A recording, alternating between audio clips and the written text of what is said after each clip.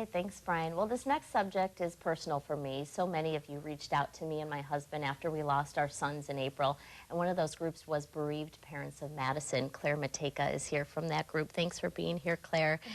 You guys are launching a brand new program starting early next year called HUGS. Tell us first about Bereaved Parents of Madison and what you guys do for moms and dads who have lost children. Absolutely. The Bereaved Parents of Madison is primarily a support group. We do meet monthly at St. Mary's, the third Thursday of every month, in person. But we also have a very active online community through Facebook as well, which we find parents use because they can get support any time of day. Sure.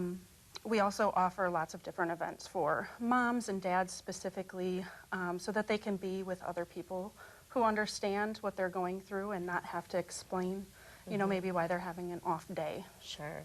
So this HUGS program that you're starting in January, tell us about what HUGS is. HUGS stands for Hope, Understanding, and Grief Support, and the goal is to be there bedside with families so that we can help answer their questions in a way that only a parent who has been through that experience could. And this kind of happens right after you lose a child. Absolutely. We can be called before if we know the diagnosis, or we can be called by the hospitals. St. Mary's and Meriter are both very on board and have been collaborating with us to make sure that this is very patient-centered and the best thing for all of their families. And this is a volunteer would come, and this is another parent who has gone through the same thing. Correct. Yeah. So all 20 of our volunteers have lost a baby, some through early loss, some stillbirth, and some infant death as well. So what would the requirements be for somebody who wanted to volunteer? How do you get help, and how do you help? Sure.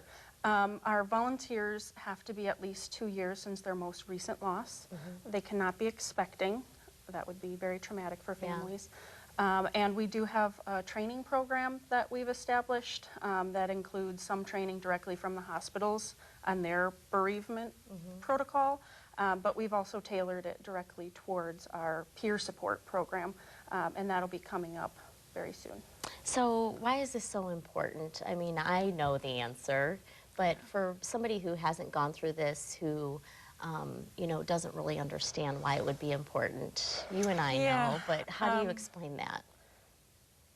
A very personal experience is that when they offered us photographs, and I looked at the nurses and I said, is this what parents do? Yeah. Because you just can't even imagine taking those photographs. But now I can't imagine life without those photographs. Yeah. And so just being a voice for those parents, slowing it down, asking why, making sure that they're getting the best care that they can, because we only got one chance to make those memories. All right. Well, if you want to learn more about the HUGS program or Bereaved Parents of Madison, head to the Wake Up page of WKOW.com. I'll have a story up for you after the show.